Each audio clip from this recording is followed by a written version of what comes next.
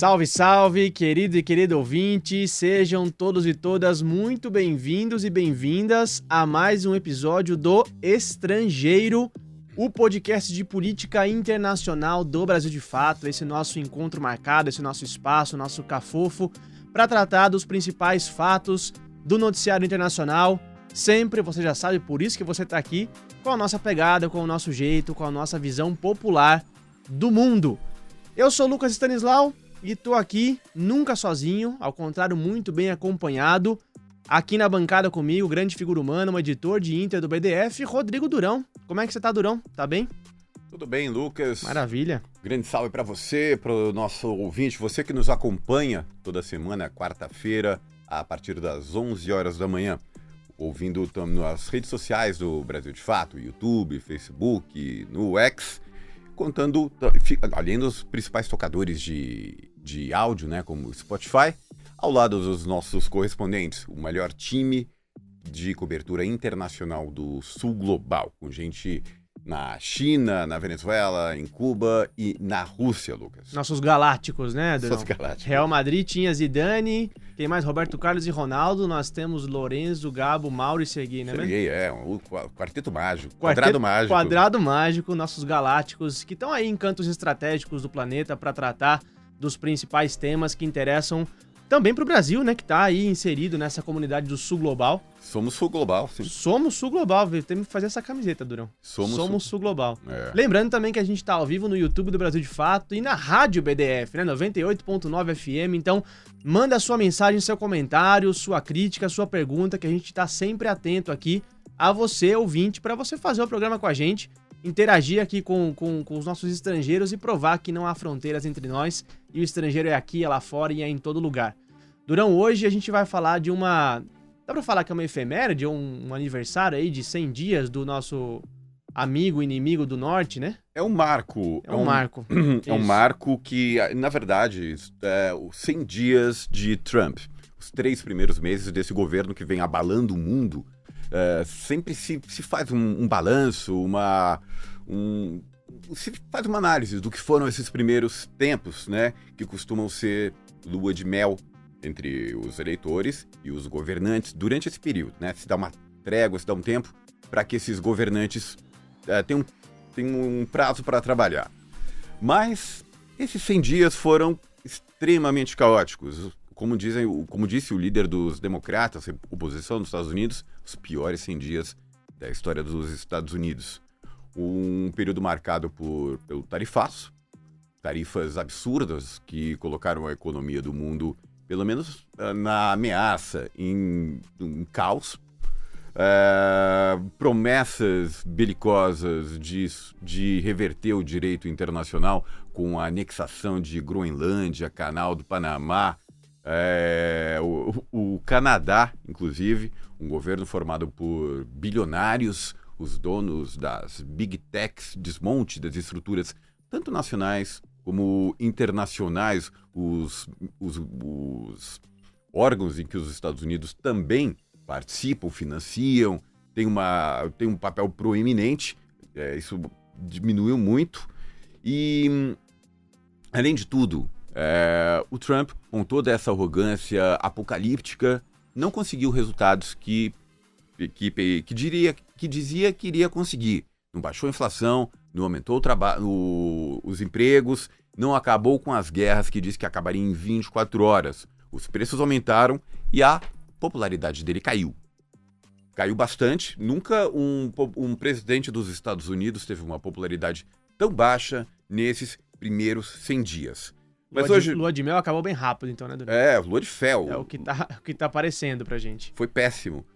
Inclusive para os estadunidenses também, não só para quem está fora, quem está sofrendo com esse bullying, esse efeito devastador das ações desse valentão mundial Donald Trump. Mas aqui a gente vai falar sobre quais esses efeitos que aconteceram para a região da América Latina, para o continente americano. Nós, que somos vizinhos dos Estados Unidos, sofremos impactos. E para ajudar a gente a entender, a gente vai até a Venezuela falar com o nosso correspondente em Caracas, Lorenzo Santiago. Muito bom dia agora, né? Boa tarde para quem assiste depois, boa noite. E eu começo te perguntando, Lorenzo, sobre uma das marcas mais importantes desse governo do Trump, que foram as deportações. Deportações em massa de latinos, especialmente de todas as nacionalidades, mas muitos venezuelanos também, sob a alegação de que esses venezuelanos eles seriam membros de uma facção criminosa, o Trem do Araguá. O que tem de verdade nisso, Lorenzo? E como isso está repercutindo aí em Caracas? Bom dia, Durão. Bom dia, Lucas. Bom dia, boa tarde, boa noite para todo mundo que está acompanhando a gente, não só na Rádio Brasil de Fato agora, né? Mas também nas plataformas de streaming, nos tocadores aí, como o Durão bem falou, em outros horários. E eu queria dizer, antes de mais nada, que eu adorei a apresentação, né? Do Quadrado Mágico. Eu queria saber quem de nós quatro é cada um desses Você é personagens, né? canhoto, Eu, Lorenzo? Gabo, Você é canhoto? eu sou destro, Ih, então é ponta isso que eu ia direita, falar. então. Eu já não posso ser o Adriano. Então, assim, depois eu quero que vocês montem aí quem de cada um desses quatro são os personagens do Quadrado Mágico. Durão, essa realmente foi uma política já encampada, né, pelo Trump da sua campanha, né? Ele já tinha avisado que a migração seria o tema forte do seu governo, e nesses primeiros 100 dias ficou muito claro isso, né? E para a Venezuela isso foi realmente muito forte, né? Nesses primeiros 100 dias foram mais de 3 mil venezuelanos deportados, assim como para outros vários países da América do Sul, né? Foram mais de 10 mil deportados de latino-americanos, mas a Venezuela tem um contingente muito, muito significativo dessas deportações, porque é um dos países que, historicamente, né, ou pelo menos na história recente, teve uma tensão, nutriu uma tensão muito grande com os Estados Unidos, especialmente no governo Donald Trump, no primeiro governo Donald Trump de 2016 a 2020. Então, que foi um momento em que as sanções e o bloqueio contra a Venezuela crescem muito, né? Os Estados Unidos apertam muito e o ataque, aumentam o ataque, o ritmo do ataque econômico contra a Venezuela.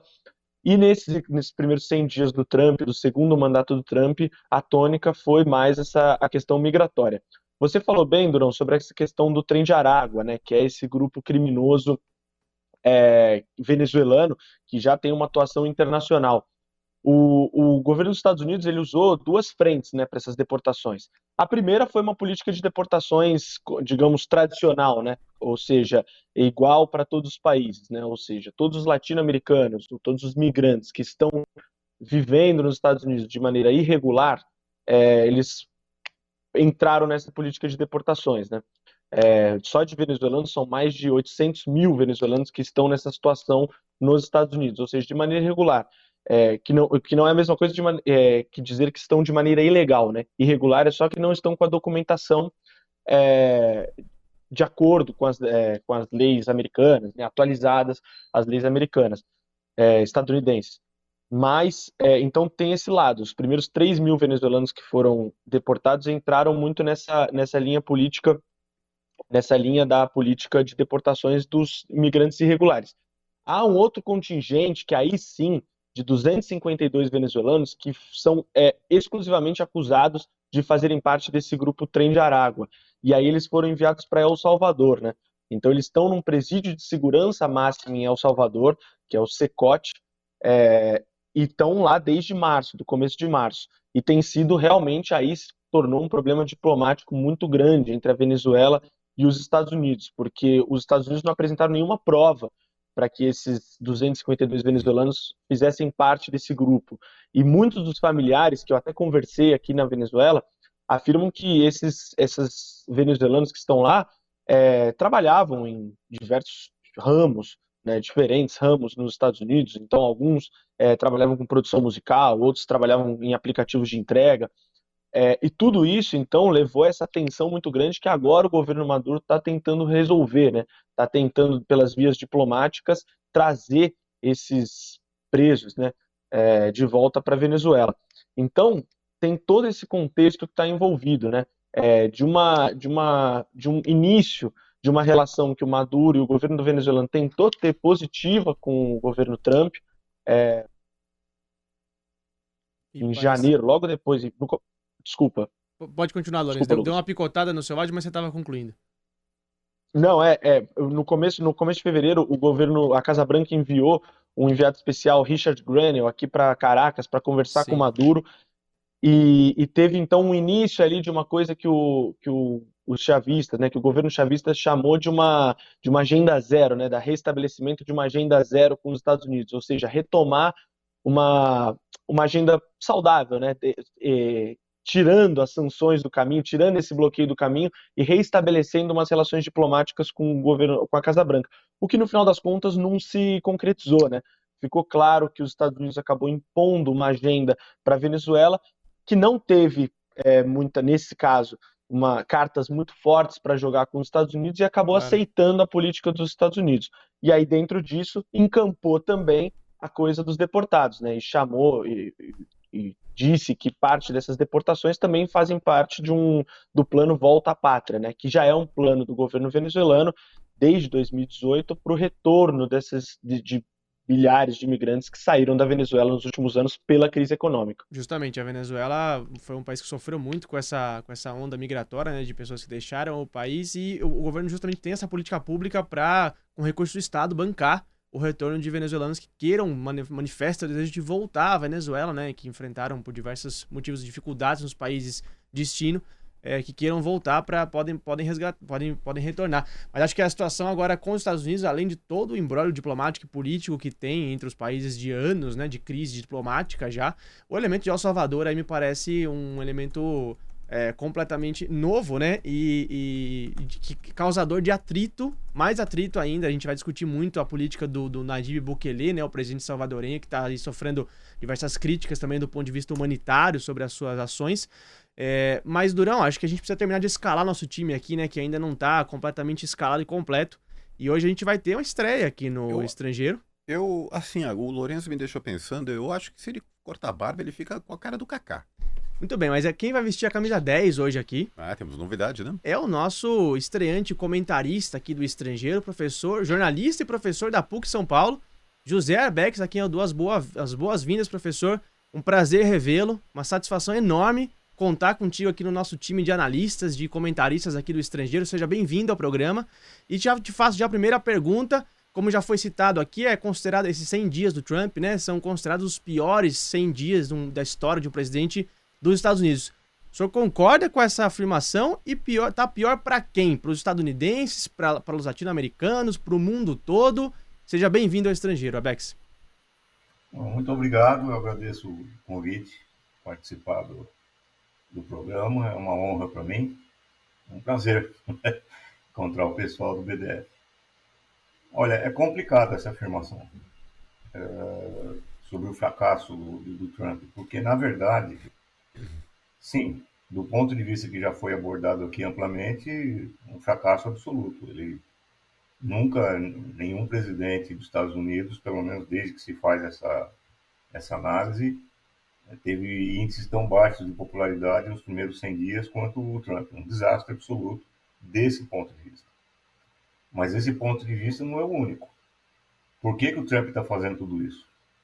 Bom, em parte porque ele está meio maluco mesmo, né?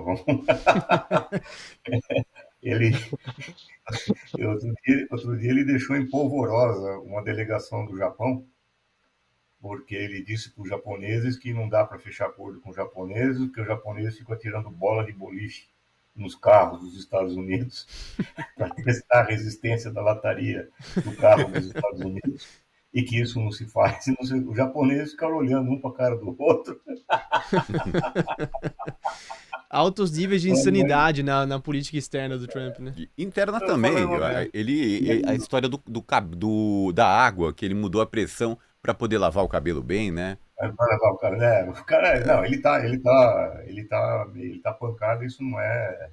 Isso é grave, porque o cara ele tem acesso ao botão vermelho das armas nucleares. É apenas o homem mais poderoso do mundo. Mas isso aí também só explica em parte, porque na verdade o Trump está sendo coerente. Coerente com o quê? Com uma determinada visão das relações internacionais, segundo a qual os Estados Unidos é a potência máxima do império, tem um poder incontrastável. Os Estados Unidos não tem que ficar se submetendo a normas internacionais, Organização Mundial do Comércio, Nações Unidas, G7, G20, OCDE, não interessa. Do ponto de vista dessa visão, os Estados Unidos são uma potência isolada, que tem o destino manifesto de ser a maior entre as nações, e que ou o mundo se comporta de acordo com aquilo que os Estados Unidos querem, ou o mundo vai se explodir. Essa é a visão do Trump, que é sustentada por uma parcela da burguesia dos Estados Unidos, que está dividida, porque você tem uma parte da parcela da burguesia dos Estados Unidos que prefere o método globalista dos democratas, que é participar das instâncias multilaterais, manter a ficção do atlantismo, de que os Estados Unidos está em pé de igualdade com os países da União Europeia, da OTAN, que é só um parceiro a mais, e que os Estados Unidos obedecem às regras da Organização Mundial do Comércio, uma ficção, um discurso de ficção que foi mantido pelo Obama, foi mantido pelo Biden, mantido pelos presidentes democratas, e o Trump está acabando com esse discurso. Quer dizer, é uma oposição, uma visão diferente, radicalmente diferente de como se deve governar os Estados Unidos e como deve se governar o mundo. O que é que acelerou isso? O que é que foi o fator principal para dar para essa visão do Trump o poder de ganhar as eleições e de fazer o que ele está fazendo? Por que a coisa se radicalizou a esse ponto? Aí é que entram as avaliações. Eu fixo a data de 2013 como um ano chave para entender o que está acontecendo no mundo e com a América Latina. Por que 2013? Porque foi um momento em que o Xi Jinping anunciou a iniciativa da Nova Rota da Seda, que é um programa internacional destinado a fazer da Eurásia, a junção teórica da Europa e da Ásia, num único mercado, interconectado por ferrovias, por hidrovias, por portos, aeroportos, por gasodutos, petrodutos, por uma vasta construção de uma rede de infraestrutura de desenvolvimento urbano e industrial, que faria desse mercado o mercado mais potente já visto na história do planeta. E que dispensa os Estados Unidos. Isso explica a China ser o maior alvo dessas políticas do Trump, né? Mas, Arbex, eu queria te perguntar assim, sobre essas deportações, ainda voltar a esse tema. Os Estados Unidos Calma lá que eu vou chegar lá. Peraí que eu vou chegar lá. Peraí. Só queria te perguntar se você acha que é para inglês ver, para as câmeras, porque se deportar... Mas vamos pensar em alguns dados. Os Estados Unidos é o país que tem o maior número de imigrantes do mundo. Dentre eles, os que estão nessa situação que o Trump fala, que estão irregularizados, são 10 milhões, 11 milhões. Ou seja, 3% da população que vive no país estaria passível de ser deportada. Se isso acontecer, o país fale. Não há economia que resista. Então, o que tem de verdade, o que tem de apaziguamento do eleitorado republicano? Não tem, não é essa a questão. É justamente porque o que eu vou falar agora. A nova Rota da Seda, ela foi tão bem sucedida que dos 54 países da África, 53 fazem parte da nova Rota da Seda. Nota que no ano 2000, a China tinha 10 bilhões de dólares investidos em toda a África, 10 bilhões. Hoje ela tem 200 bilhões. A América Latina tem 20 países já associados à nova Rota da Seda. E a América Latina, vamos lembrar o discurso recente do vice-presidente dos Estados Unidos, o Vance, quando ele literalmente, explicitamente, com todas as letras, disse que a América Latina é quintal dos Estados Unidos. Ele utilizou essa expressão. Our backyard, nosso quintal. Quer dizer, a China está capturando os mercados daquilo que os Estados Unidos consideram o seu quintal. Isso é uma posição de um império que está perdendo a hegemonia. Está perdendo a hegemonia no planeta.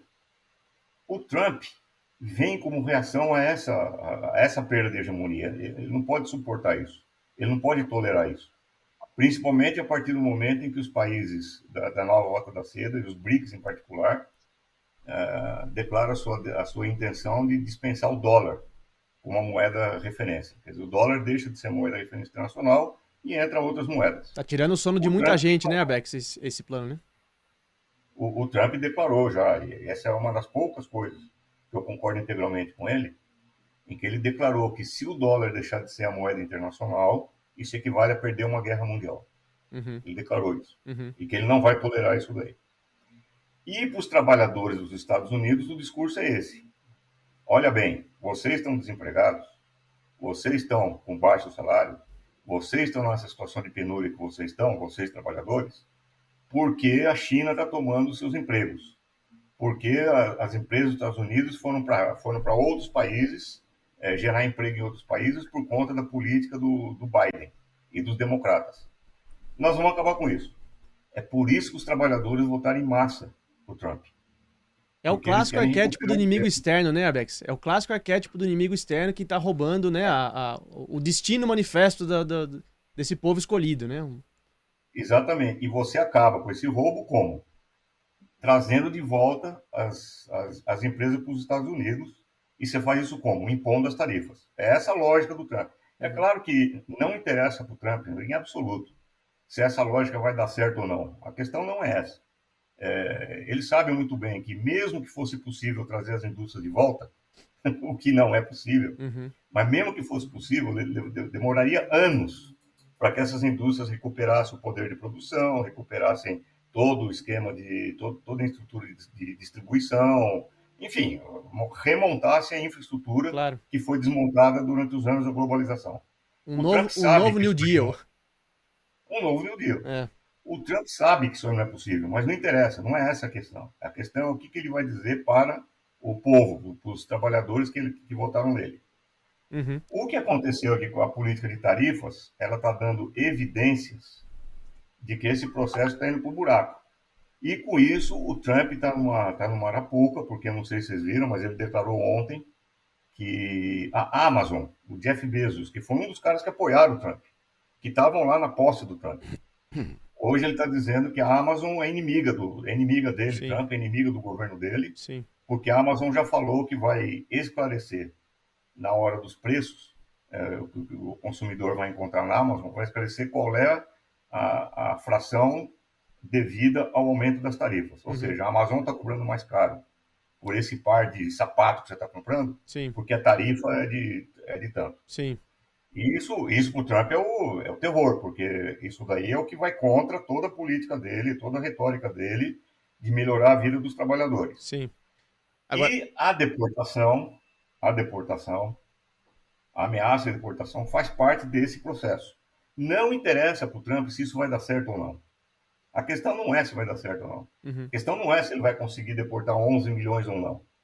A questão para o Trump, e aqui é que entra o perigo, a questão para o Trump é o seguinte: esse é um discurso que permite que eu, Trump, me coloque como salvador da pátria, salvador dos trabalhadores e afronte as instituições do país. Que é o que ele está fazendo. Ele está desrespeitando a Suprema Corte, está mandando prender juízes, está acabando com a primeira emenda da liberdade de expressão, está acabando com todo o equilíbrio que caracterizou a história, o suposto equilíbrio que caracterizou 200 anos de história dos Estados Unidos. O Trump está liquidando tudo isso. E essa é os críticos mais inteligentes dos 100 dias do Trump, inclusive os caras que escrevem para o New York Times, os caras que falam na CNN, os caras mais inteligentes, eles já perceberam. O Trump está lançando as bases para um governo autoritário, ditatorial, que nada tem a ver com a tradição dos Estados Unidos. Ele está preparando as bases para isso. Ele está preparando as bases, na minha opinião, para chegar um momento em que vai lançar a mão da corte marcial, da lei marcial no país, estado de exceção. E está caminhando para isso. Ele já sabe que não vai dar certo, não interessa isso para ele. Para ele não interessa se vai dar certo a política de tarifas ou não, não interessa se vai dar certo a política de deportação ou não. O que interessa para ele é o seguinte: é por isso que eu estou falando que ele é coerente. O que interessa para ele é afrontar as instituições, acumular poderes excepcionais na mão dele e dizer que ele está fazendo tudo isso para salvar o país. Claro. Não é à toa que o lema que ele escolheu para os primeiros dias do governo dele, os primeiros dias, primeira semana, com uma frase do Napoleão Bonaparte, e a frase diz o seguinte: aquele que salva o próprio país não está cometendo crime algum. Esse foi o lema que ele escolheu. Irônico, né? A citação de justamente esse personagem, né? Não está funcionando bem Napoleão no Bonaparte. público, né? Não, ele está fazendo isso sabendo o que vem pela frente. Justamente. Porque os Estados Unidos, vamos lembrar, uma coisa que normalmente as pessoas esquecem ou colocam no plano secundário, existem 320 milhões de armas circulando nos Estados Unidos, em posse da população. Claro, e ele tem uma base completamente mobilizada, né? Que embarcou já no projeto, né? A gente viu no 6 de janeiro, quando ele não queria entregar o cargo para o Biden, né? Mas você tem a reação também. Exato. Você tem movimentos negros que estão armados, estão treinando. Vários vídeos circulando pela internet mostram milícias negras e de hispânicos treinando em formação militar para resistir ao Ku Klux Klan, resistir aos bandos paramilitares nazistas. Você está tendo confronto de rua entre nazistas e hispânicos e imigrantes. Quer dizer, o país está indo com um processo de guerra civil. Isso não é uma brincadeira. Abex, eu queria voltar para o tema econômico e colocar o Lourenço na nossa conversa também, porque e voltar um pouco no tempo, né? Você voltou para 2013, voltando ali para 2016, quando o Trump assume, né? Os Estados Unidos e o governo Trump teve relações normais ali com a Rússia, né? Que é um agente super importante hoje no mundo. E você não tinha a crise energética pela qual os Estados Unidos passou durante o governo Biden, que interrompeu toda a importação de combustível russo por conta da guerra na Ucrânia. Ou seja, Washington embarcou na aventura ucraniana, né? De tentar ali barrar a Rússia e se impor ali na Europa, né? Através do território ucraniano. E o Trump, em 16, contando com essas relações normais com a Rússia, partiu para a pressão máxima, né, para o bloqueio total das importações de petróleo venezuelano, que eram, pelo menos, né, o principal exportador de petróleo dos Estados Unidos. E deixou de ser durante a política de sanções e bloqueio total dos Estados Unidos contra a Venezuela. Hoje a gente tem um cenário diferente, né? Os Estados Unidos segue não importando combustível russo e segue também que reduziu drasticamente a importação de combustível venezuelano. Lourenço comentou aí um pouco essa tentativa de reaproximação entre Washington e Caracas, mas do ponto de vista econômico e geopolítico, Lourenço, quanto que é importante para o Trump hoje retomar esse fluxo normal de petróleo e combustível venezuelano? Daria para despender dessa mercadoria hoje para esse projeto de país que o Arbex estava comentando? E como é que estão as negociações políticas envolvendo esse tema do petróleo? Lucas, o governo do venezuelano apostava inclusive nisso, né, de que o Trump dependeria muito da importação de petróleo, principalmente o petróleo venezuelano, e que podia ter uma visão mais pragmática em relação à Venezuela, ou seja, não derrubar uma série de licenças, não voltar com esse bloqueio, essa pressão máxima contra a Venezuela. Não foi o que aconteceu, né? Acho que no primeiro discurso, no discurso de posse do Trump, ele mesmo falou sobre a necessidade, né, o objetivo do governo dele de ter uma autossuficiência na produção de petróleo, né? O que, no final das contas, é quase impossível, porque os Estados Unidos, depois da China, é o maior consumidor de petróleo do mundo e tem um déficit muito grande ainda da própria produção. Então, depende muito, tem um déficit de pelo menos 800 mil barris por dia. Custa caro manter o maior complexo bélico militar do planeta, né? Exatamente, então ainda precisa importar muito petróleo. Então era isso que o governo venezuelano apostava e no final das contas os Estados Unidos, o Trump, né, a Casa Branca passou por cima disso e manteve ou seja, aumentou, né, não só manteve como aumentou o bloqueio contra o petróleo venezuelano. Em relação a isso, aí para a Venezuela, né, o que ficou claro, né, e eu até falei isso na primeira resposta, é que a Venezuela tem umas cartas menos fortes, né, ou seja, mais fracas para apresentar para a Casa Branca nesse momento, porque tentou negociar, tentou falar com o governo Trump e mesmo assim a Casa Branca manteve essa pressão. Então, em termos econômicos, nesse momento, existe muita preocupação aqui na Venezuela, né, porque também, além do bloqueio contra a produção petroleira aqui, a Casa Branca também proibiu, né, e avisou que até 27 de maio, a Chevron, que é a principal petroleira estadunidense que atua aqui no país, deve sair da Venezuela, né? Tem até 27 de maio para encerrar suas operações aqui no país. E a Chevron é uma das principais exportadoras de petróleo venezuelano, né? Em média 200... Algo que não aconteceu nem durante Pode o falar. primeiro governo Trump, né, Lourenço? A Chevron se manteve aí mesmo não operando, mas manteve os seus escritórios aí em Caracas, né? Agora acho que tá colocado Exatamente. a expulsão total da empresa aí do país, né? Exatamente. A Chevron até então, Lucas, até ia falar exatamente sobre isso, que parecia ser uma empresa intocável, né? Assim, que parecia imune a sanções. Tanto é que tinha uma licença para operação aqui que era renovável a cada 6 meses, né? Tinha uma renovação automática para as operações a cada 6 meses. Então, mesmo essa empresa estadunidense que parecia ser imune a essa pressão do Trump, né? Que parecia estar imune a essa pressão do Trump, até por colaborar, né? Com isso que eu estou falando, com esse déficit que os Estados Unidos têm, essa necessidade que os Estados Unidos têm de importar petróleo, até ela entrou nesse jogo das sanções, nesse jogo do bloqueio do Trump. Então, nas relações econômicas, a Venezuela está muito preocupada em relação ao futuro e o que pode ser, principalmente, a entrada de dólares no país com esse nível de bloqueio que os Estados Unidos está colocando, né? Lembrando também que os Estados Unidos a Venezuela entrou nessa roda de sanções, de tarifaço do Trump, com tarifas baixas em relação a outros países, principalmente aos países europeus, né? A Venezuela ficou com tarifas de 10%, então É o mínimo possível, foi até né? Era o mínimo possível. Porque já era muito sancionada. Exatamente. Mas os Estados Unidos ameaçou com 25% a mais de sanções para quem comprar petróleo venezuelano. Então ele colocou também esse cerco em torno da Venezuela, mesmo dentro do tarifaço. Então, essa é a parte econômica. A parte geopolítica vem a reboque, né? Vem de tabela, que aí é a manutenção de uma relação que já é rompida justamente do primeiro governo do Trump, né? Ou seja, fechamento total de embaixadas e de consulados.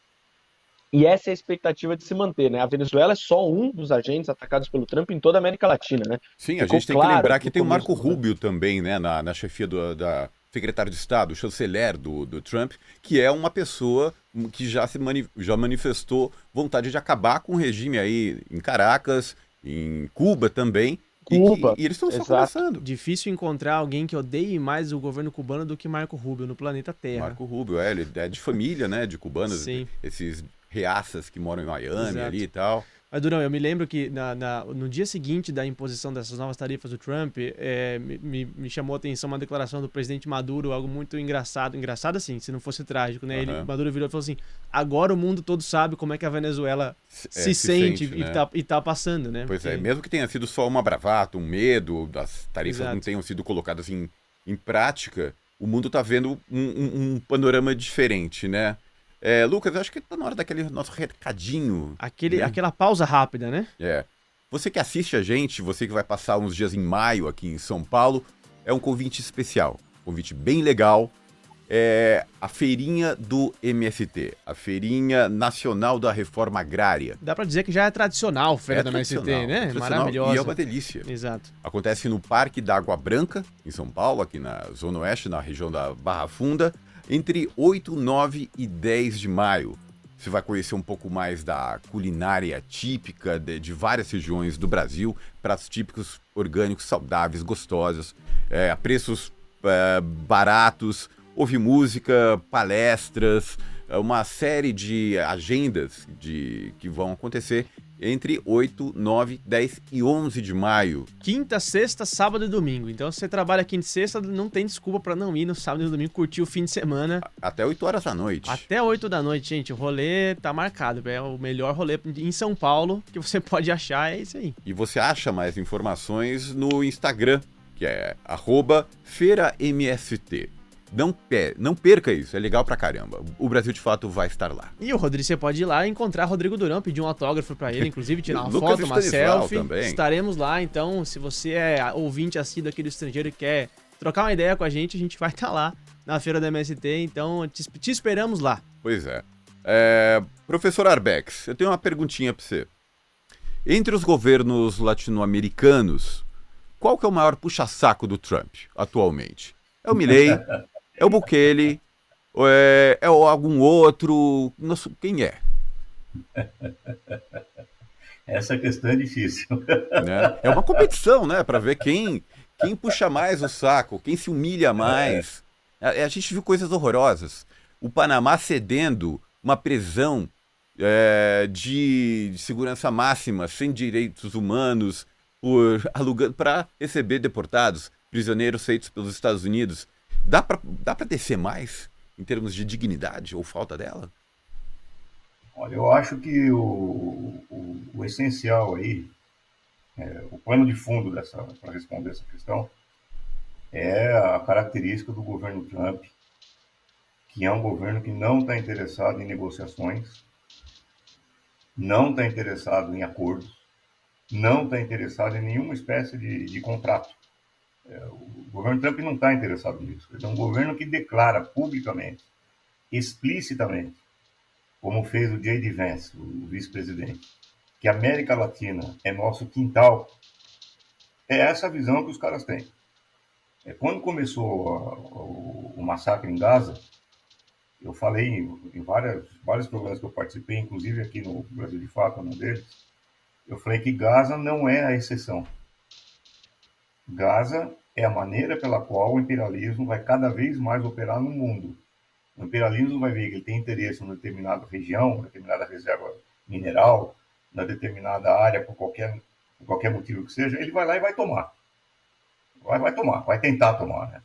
Outra coisa vai conseguir ou não. É essa maneira que o imperialismo vai operar cada vez mais. E a América Latina, do ponto de vista do imperialismo, é quintal do imperialismo. Ele encara como propriedade dele.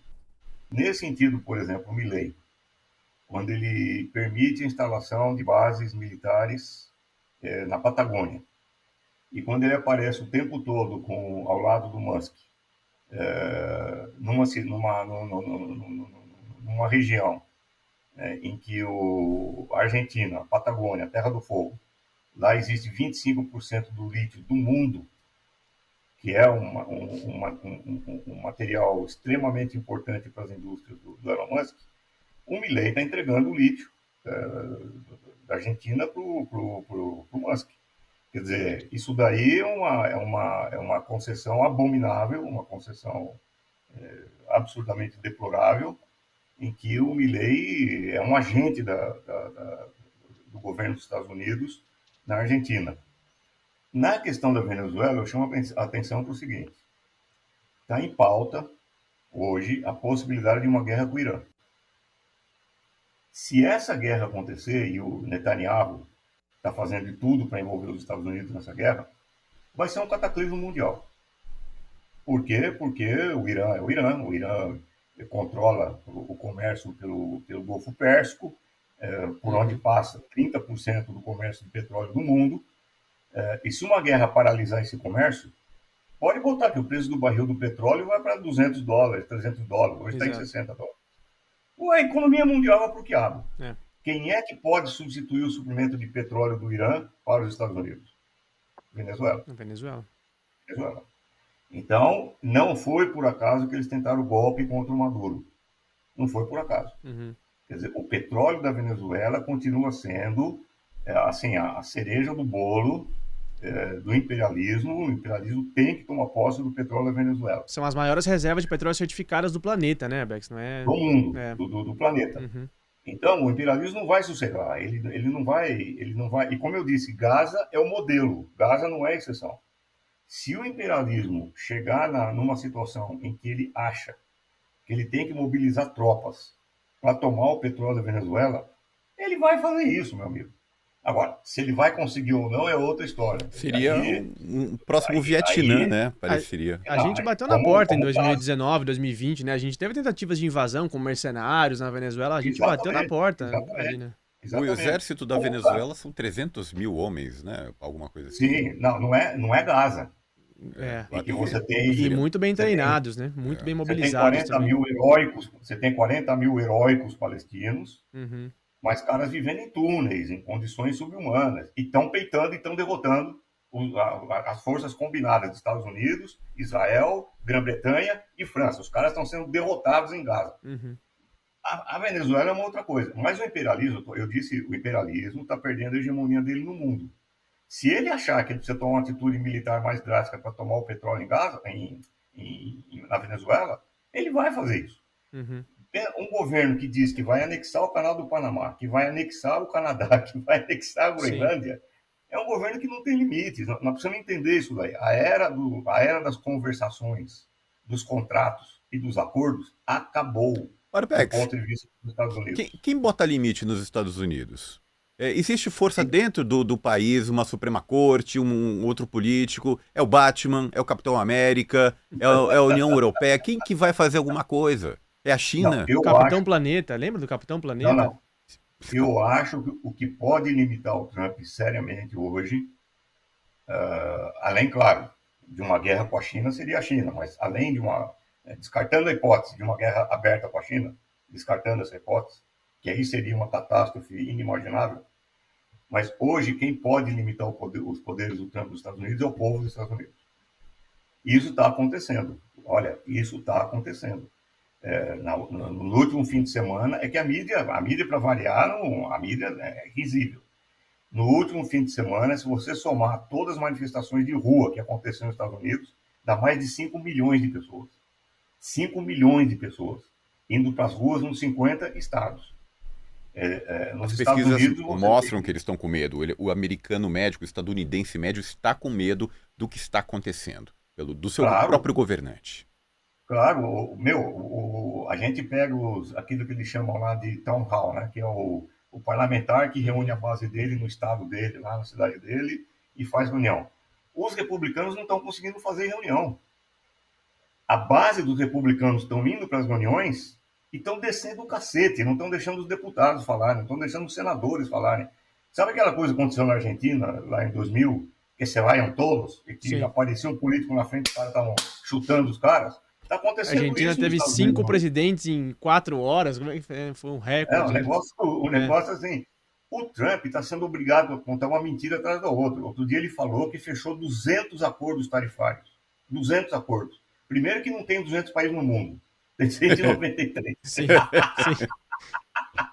Segundo, que os jornalistas do lado dos Estados Unidos, que não tem coluna vertebral, os jornalistas dos Estados Unidos não têm coluna vertebral. Os jornalistas chegaram para o Trump e falaram, mas Trump, dos 200 acordos que você fez, cite um para a gente publicar. Um. Ele não conseguiu citar. Quer dizer, o cara está sendo obrigado a mentir, a falar que os japoneses estão jogando bola de boliche nos carros. O cara está sendo completamente desmoralizado dentro dos Estados Unidos. O que faz com que só sobre a força bruta. A minha impressão é que, se essa política de força bruta for levada até as últimas consequências, isso vai gerar um processo de completo debacle institucional dos Estados Unidos. E isso pode paralisar a máquina imperial. Isso pode levar a máquina imperial para um processo de implosão interna que vai ter consequências hoje inimagináveis. Porque é diferente do Hitler, viu? Muita gente compara o Trump com Hitler e com Mussolini. Não dá para comparar. Primeiro porque o Trump é um fenômeno genuinamente estadunidense. O Trump não representa a exceção nos Estados Unidos. O Trump é uma parte da história dos Estados Unidos. Ele representa os racistas, os escravistas, os supremacistas, que sempre existiram na história dos Estados Unidos e nunca deixaram de existir. Em segundo lugar, o Hitler conseguiu o apoio da população porque o Hitler gerou emprego pra cacete. O Hitler gerou uma puta de um boom econômico que não apenas acabou com a hiperinflação de Weimar, da República de Weimar, como gerou uma situação de pleno emprego a todo vapor. A classe média da Alemanha estava super satisfeita com o Hitler. E na Itália, idem, a política do Mussolini para a classe média. O Trump não está fazendo nada disso. O Trump está destruindo a própria economia, a economia interna. Ainda Então, que na retórica dele isso tá embutido, né, Abex? Essa coisa de resgatar os empregos, Make America Great Again, né? Tem toda essa retórica também, né? Mas foi o que eu falei no começo. Ele é Exato. obrigado a lançar mão desse discurso, Exato. sabendo que não vai acontecer. Uhum. Agora, as pessoas, mesmo os mais fanáticos, aqueles caras equivalentes que no Brasil bate continência para pneu de carro, Sim. quer dizer, mesmo esses caras estão vendo, porque, olha, tem alguma coisa na vida cotidiana dos Estados Unidos que as pessoas prestam pouca atenção e que, na minha opinião, é um fator decisivo. Você sabe qual é uma das indústrias mais prósperas hoje nos Estados Unidos? Indústria de sangue. As famílias pobres estão tendo que vender sangue para complementar o orçamento familiar, doméstico. Os estadunidenses hoje, quando eles precisam de antibiótico para curar a doença, eles estão comprando antibiótico para animal, receitado por veterinários. Porque é mais Porque barato do que o... Uhum. não tem dinheiro para comprar antibiótico para ser humano. Os salários nos Estados Unidos, o poder de compra dos Estados Unidos, da família média do trabalhador estadunidense, está congelado desde 1978. Não, e esse índice vai cair. Esse índice vai cair por causa das tarifas. Ele não foi sentido ainda, essa queda, mas eu estava lendo que todos os economistas dizem que esse índice, que é o poder de compra, o que realmente importa para se calcular a inflação, ele vai cair. Isso ao longo do ano. Vai cair como? Não entendi o que significa cair. Vai melhorar? Não, vai piorar. Vai piorar, vai piorar o poder sim. de compra dos Sim, estadunidenses. vai piorar. É o impacto inflacionário das impacto tarifas, inflacionário, né? Uhum. Vai piorar muito. É por isso que o Trump ficou pé da vida com a Amazon. Não só com a Amazon, com o Washington Post, que pertence também ao Jeff Bezos. Ao Jeff Bezos, o bom é que eles brigam entre eles. Não, então, isso aí está gerando contradições entre eles, que é a minha aposta sobre aquilo que vai limitar a capacidade do Trump de promover a guerra. Por exemplo, a guerra do Irã. Os caras hoje, os capitalistas hoje dentro dos Estados Unidos, que dependem do comércio de petróleo, depende da economia continuar girando nos Estados Unidos, os caras sabem que uma guerra com o Irã hoje é o desastre final. É assim, Sim. é levar os Estados Unidos para a depressão pior do que a de 1929. Isso é mais um delírio do Netanyahu, né? Uhum. O Trump está falando isso, viu? O Trump na Casa Branca, quando ele começa a andar, ele diz que ele anda em círculos no salão oval da Casa Branca, e ele fica falando a depressão de 29 como obsessão dele. Eu não vou ser responsável por 1929. Eu não vou ser responsável. Quer dizer, é o que segura hoje. Se ele tivesse a menor garantia de que ele poderia bombardear o Irã e em uma semana resolver a guerra lá no Irã e tudo voltar ao normal, ele teria feito isso já. Há 40 anos, os Estados Unidos armaram Saddam até os dentes para derrotar o Irã. Exatamente. E não conseguiram em 8 anos. Uhum. Conseguiram. Agora... Outro dia o vassalo, o empregado do Trump no Catar, o emir do Catar, ele falou, olha, se tiver um ataque ao Irã e isso atingir as instalações nucleares do Irã, isso vai contaminar todo o mar, todo o Golfo Arábico, o Pérsico, nós, Emirados Árabes Unidos, o Catar, a Arábia Saudita, os principais aliados dos Estados Unidos do Oriente Médio, dependemos dessa água. Para pesca, para dessalinizar água, para empregar, para tomar, para beber na agricultura. Se isso for contaminado pelo urânio, nós acabamos. Agora, eu queria perguntar para o Lorenzo, que talvez está numa posição mais privilegiada daí de Caracas para poder enxergar isso para a gente. Lorenzo, o Arbex está pintando aqui esse cenário de crise, né, interna nos Estados Unidos. Te faço duas perguntas. O que é ruim para os Estados Unidos não é bom para o Brasil? E aí eu amplio essa discussão para os BRICS, ou seja, esse grupo, né, de países reunido tentando aí criar uma nova polaridade aí no cenário geopolítico. Paz entre nós, guerra aos senhores, né? A guerra ali, o caos ali não é benéfico pra gente. E aí te pergunto, te justifico a posição privilegiada.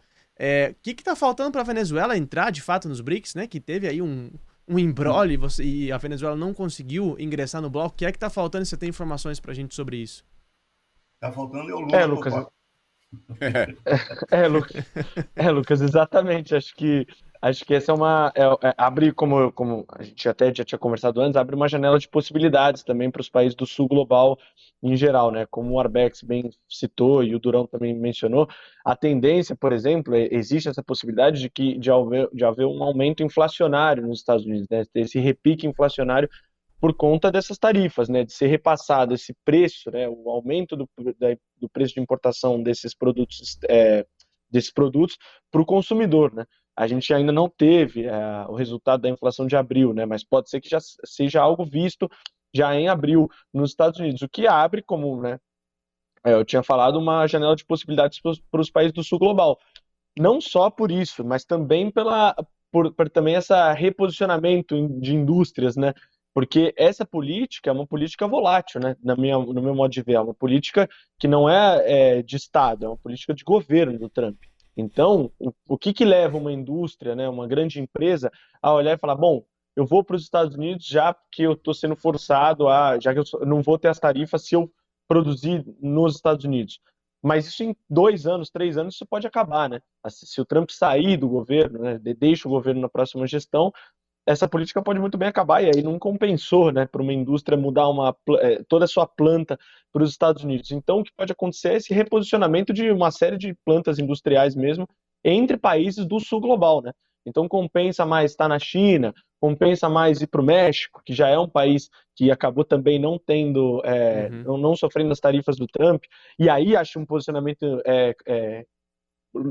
positivo, no caso da Sheinbaum, né? Acho que foi a presidente, né? A líder, Ela a lidou chefe do bem executivo com o mais... Trump. Ela tá indo muito bem no governo, na verdade. É muito habilidosa. Era isso que eu ia falar. Eu acho que ela está sendo a mais habilidosa de todas para lidar com essa coisa do Trump. Ela conseguiu, assim, se não foi o Capitão América que barrou os Estados Unidos, a Cláudia Sheinbaum conseguiu botar Capitã um limite, mexicana. pelo menos para o México. Exato, conseguiu botar um limite. Então, se o maior puxa-saco, no meu modo de ver, é o Molino do Panamá, a Sheinbaum foi a que melhor bateu de frente. E aí abre essa possibilidade mesmo para os países do Sul e principalmente para o BRICS, como você citou, Lucas. Acho que é uma possibilidade também do BRICS se reposicionar como um bloco que, ao contrário do que os Estados Unidos faz, abraça os países do Sul global e possibilita uma troca, um comércio, se não um livre comércio, mas um comércio que seja vantajoso para os países do Sul, né? Então, que tenha trocas de produtos industrializados, que fomente, né, as indústrias desses países. E aí, claro, a China, com a nova Rota da Seda, também entra nesse cenário e que acaba sendo fortalecido. Então, sim, Lucas, respondendo a sua pergunta, acho que o que é prejudicial para os Estados Unidos nesse caso, né, o que pode ser prejudicial para os Estados Unidos, acaba sendo vantajoso para outros países, e aí, nesse caso, a China, né, que é a grande antagonista dos Estados Unidos hoje. Lembrando que a gente está conversando com o Lourenço Santiago, nosso correspondente em Caracas, na Venezuela, e tendo a honra de estrear aqui nosso time de comentaristas, professor da PUC São Paulo, José Arbex, grande figura humana, também colega de profissão, de muita, vasta experiência. A gente tem uns comentários aqui, né, pessoal, falando que o Trump de fato é louco, né? É um pouco a reação que está no nosso chat aqui também. Durão, antes da gente ir para o nosso segundo bloco, para brincar um pouco, baixar um pouco os níveis de estresse, queria lembrar que o episódio do Estrangeiro de hoje é dedicado ao bravo povo vietnamita, que hoje celebra os 50 anos da liberação da vitória sobre os Estados Unidos. A vitória sobre a invasão imperialista sobre os Estados Unidos, que foi talvez a derrota mais fragorosa dos Estados Unidos numa guerra, né, na história da... Os Estados Unidos só entram em guerra para perder. Para perder, desde exatamente. a Segunda Guerra Mundial. 20 anos de guerra no Vietnã. O que eles conseguiram com isso? Conseguiram fortalecer o movimento pacifista mundial. Né? Exatamente. Então, parabéns ao povo vietnamita. Parabéns aos vietnamitas, um salve para os nossos queridos irmãos vietnamitas, e com essa eu peço para a produção soltar a vinheta do nosso segundo bloco, por favor.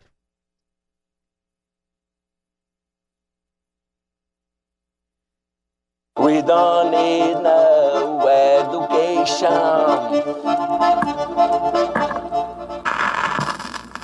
A Terra é plana. Então tá bom.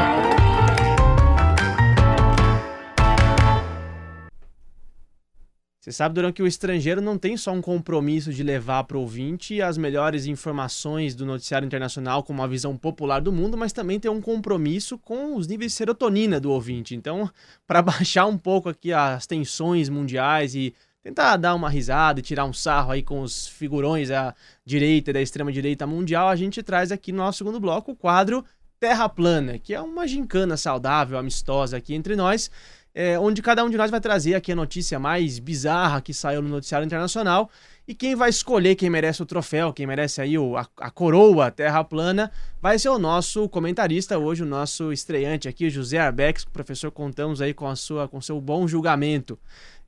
Lourenço Santiago, já peço aí para você emendar e trazer o seu daí direto de Caracas, por favor, companheiro. Eu vou contar também com a simpatia, né, do Arbex, porque o Arbex é jornalista também. Então, essa notícia, né, o Milei, tá vai ser sobre o Milei, campanha, né, cara? Muito modo campanha. Ele ativa o candidato dentro dele, assim. Vai ser o. Não, mas é porque nesse caso, o Durão até também já citou que o Milei ele tem já cadeira cativa nesse quadro, né? É. E dessa vez ele não deixou de atacar os jornalistas, né? Justo o Milei, que é ultraliberal, a favor da liberdade de expressão, de todas as liberdades de expressões, né? Tá.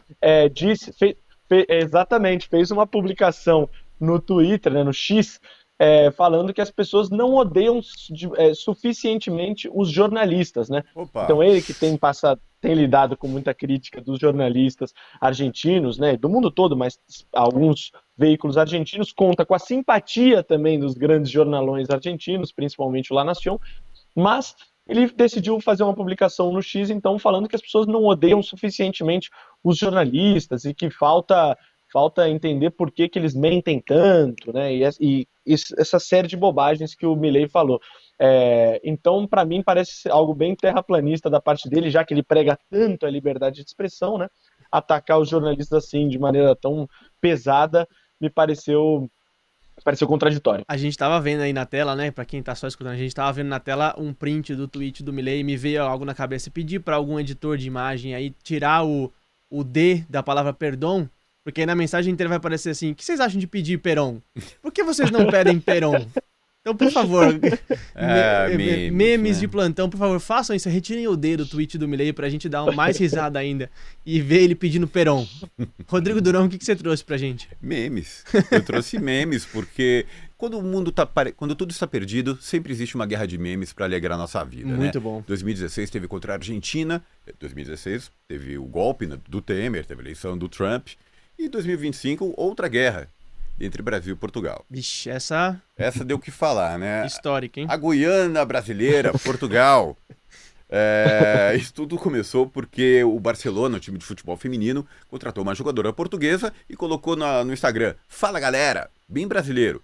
Os portugueses não gostaram e começaram a reclamar pra caramba. Os brasileiros fizeram então uma série de memes dizendo que Portugal seria a Guiana brasileira, anexado, né? Uma série de piadelas, como Portugal seria, na verdade, Pernambuco em pé. Seria a faixa de Gajos, né? E Mato Grosso do Norte, Mato né? Grosso do Norte. Mas o legal é que os portugueses responderam também à altura. E falaram que o Brasil, pela sua subserviência aos Estados Unidos, seria os Estados Unidos do Sul, né? Com nomes, os estados como Texas do Sul, Havaí que é tua, Texas Tafarel. do Sul, Havaí dá que pra é aguentar tua. isso, né, cara? Mississippi do Pica-Pau Amarelo. E por aí vai. Eu só quero aclarar que o estrangeiro não tem nada contra Portugal, que é o 8º país mais importante de língua portuguesa no mundo, tá? Mas olha, isso tá dando o que falar, essa guerra tá expandindo. Tem uma dinamarquesa que pediu para que o Brasil anexasse a Dinamarca também. E sugeriu uns nomes. Poderia se tornar, a Dinamarca poderia ser o Frio de Janeiro. Muito bom. A capital Copacabana. Não acaba mais. Não Agora acaba, abriu a cartola, não acaba mais. Não, brincadeiras à parte, gente. 25 de abril a gente acabou de comemorar mais um aniversário da Revolução dos Cravos, que o governo português tentou meio que barrar, né? Ali, né? Uma coisa, um papelão também, né? Do governo português. Papelão. Mas um grande salve aí pro povo português que celebrou mais uma vez um aniversário de Revolução dos Cravos. Lucas, o que você trouxe? Eu trouxe algo também muito absurdo e europeu também. Um cemitério na Itália, um cemitério em Roma, onde repousam as cinzas do filósofo marxista Antônio Gramsci, tentou proibir a presença de bandeiras vermelhas em um ato de celebração em memória do Gramsci no dia do aniversário da morte do Gramsci. Centenas de ativistas, militantes, movimentos populares foram até o cemitério para fazer uma manifestação simbólica, né, em memória dos mais importantes marxistas comunistas do século XX. E essa senhora que a gente está vendo agora na tela, né, essa senhora do microfone na mão, é a diretora do cemitério não católico de Roma, que tentou ali argumentar dizendo que, olha, eu não sou de direita, mas, por favor, vamos fazer uma manifestação assimbólica, aicônica, foi a palavra que ela usou ali. Não faz o menor sentido. Não faz o menor sentido dentro de um cemitério onde você tem, Durão, só símbolos e ícones. Exato. Né? Então, assim, foi realmente algo muito chocante. algo digno de um FEBEAPA, né, do Stanislau Ponte Preta, o festival de besteiras que assolavam o país na época da ditadura, que não se podia usar vermelho, que tudo era o medo comunista. Então, de fato, essa senhora tentando proibir aí o vermelho, as bandeiras vermelhas no túmulo do Gramsci foi, de fato, para mim, a mais. E com essa, vamos pedir pro Abex escolher agora, porque eu acho que hoje a gente mandou bem essa semana, hein? Os três aqui estamos muito bem, muito afiados aqui, professor. Quem ganhou? Aproveito já para te agradecer, viu, pela sua estreia aqui no Estrangeiro. A casa é sempre sua, queremos mais vezes aqui a sua participação e, por favor, diga aí o seu voto. Ai. E agora? Tá difícil. Não, eu acho que essa do cemitério, porque você pediu a manifestação assimbólica no túmulo do Gramsci, de ninguém menos que o Gramsci, que é o cara que mais discute símbolo, a importância dos símbolos. Exatamente. E que remete à situação brasileira atual, né? Esse pateta deputado aí que entrou com um projeto de lei para impedir que a seleção brasileira use camisa vermelha. Tem essa também, né? Nossa. Quer dizer, eu acho que é o Gramsci. Agora, se você me permite, eu defendo também a minha indicação, porque essa do Japão foi demais. Né? Essa foi boa. Essa foi boa. Eu cresci em Marília, entre japoneses. Uma cidade que só tem japonês, Marília. E eu sei como é que eles são, super parcimoniosos, super discretos. Eles têm essa coisa da hierarquia. Então, quando o cara que está numa hierarquia superior fala, eles ficam quietos, eles ouvem, não respondem. Eu imagino a cara da delegação quando o presidente dos Estados Unidos fala que eles estão usando bola de boliche. E os carros da Tesla, né? Chocante. Eu achei muito delirante esse negócio. Então, Mas é isso aí, muito obrigado. Obrigado, Abex. Troféu Terra Plana pra mim, menção honrosa pra bola de boliche que o Abex trouxe. Lourenço Santiago não foi dessa vez, companheiro, obrigado pela sua participação, mas vamos ver se semana que vem vocês voltam, os correspondentes voltam mais fortes. Um abraço, pessoal. Abraço, Lucas, abraço, Durão, abraço, Arbex, a todo mundo da produção. Até mais. Obrigado, Durão, por mais um episódio maravilhoso e brilhante aqui do Estrangeiro. Lembrando que o Estrangeiro é escrito e apresentado por nós, Lucas Stanislau e Rodrigo Durão, direção de Camila Salmásio, produção de Letícia Holanda, edição e sonorização de Fábio Balbini, operação do Switcher é Guilherme Kobayashi e Otávio Oliveira. A identidade visual é feita pelo Rafael Canoba. No Brasil de Fato, a coordenação de áudio e vídeo é da Monize Ravena, a coordenação de redes sociais é da Rafaela Cury e a direção executiva é da Nina Fidelis. Querido ouvinte, muito obrigado e até quarta-feira que vem.